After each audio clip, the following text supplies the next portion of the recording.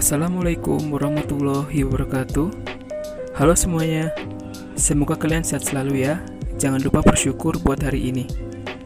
Perkenalkan, nama saya Ibnu Ikhwanuddin dari kelas 3 KPIA Fakultas Dakwah Universitas Islam Negeri Saifuddin Zuhri, Prokerto, atau disebut dengan UIN Saizu dan dikenal dengan nama Stein Prokerto.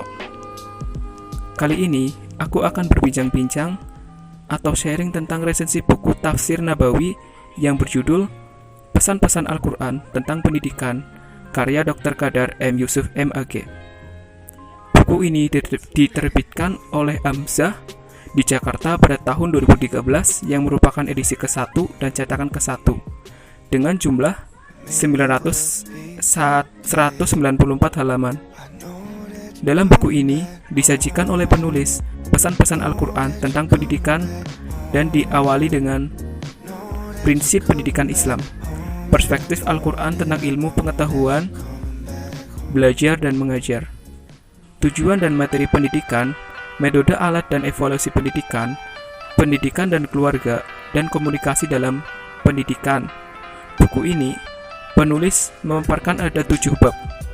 Bab pertama berisi tentang prinsip pendidikan Islam, berisikan tentang manusia terlahir ke dunia tidak memiliki daya dan ilmu yang dapat membuatnya berkembang lebih maju. Maka pendidikanlah yang membangun daya pengetahuan tersebut dalam jiwa manusia.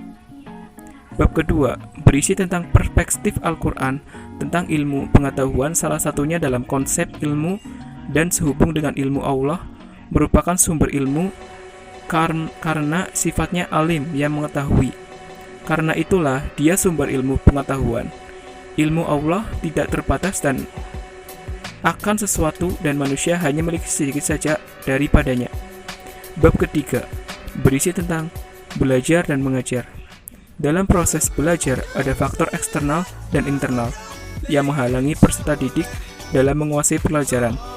Faktor internal adalah faktor yang berkaitan dengan hal-hal yang berada dalam diri peserta didik, seperti motivasi dan minat terhadap pelajaran. Sedangkan faktor eksternal, faktor yang berada di luar diri pelajar itu sendiri.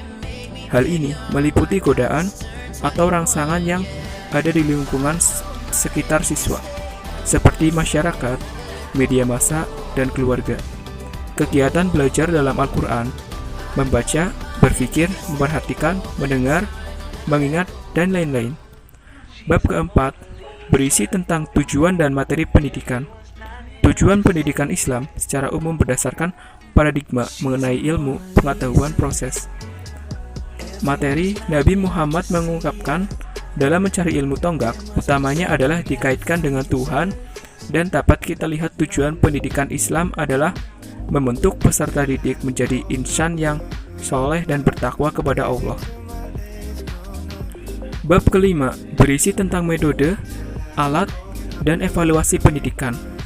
Dalam metode mengajar dalam Al-Quran, banyak sekali metode pembelajaran dan strategi pembelajaran yang terdapat dalam Al-Quran adalah Al-Hikmah, Mauziyah, Al-Hasanah, dan Al-Mujadalah. Bab keenam berisi tentang pendidikan dan keluarga. Pendidikan tidak dapat dipisahkan dari 3 hal, yaitu keluarga, sekolah, dan masyarakat.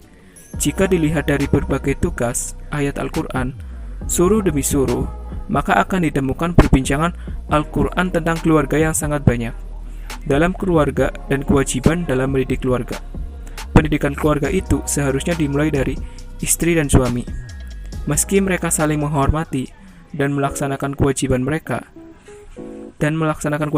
masing-masing, dalam hal ini juga, proses pendidikan keluarga pada hakikatnya dimulai semenjak pemilihan perempuan jodoh.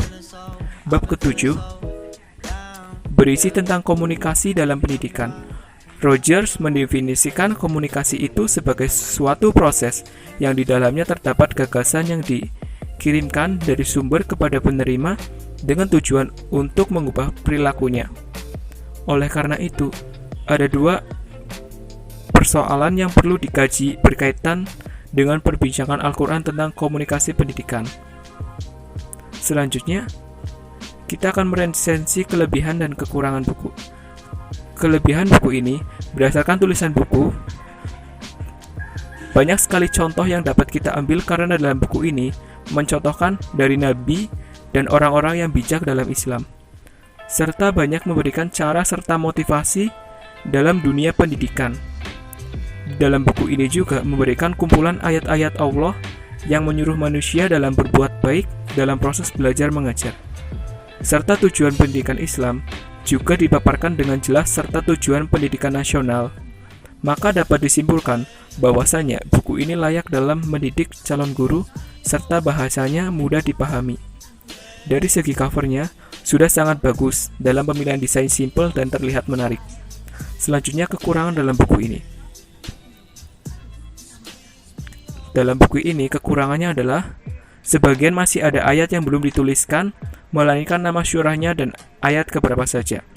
Serta dalam mencantumkan nama surat Al-Quran sebaiknya lebih diperhatikan, karena ada sebagian surah yang salah dalam tulisannya.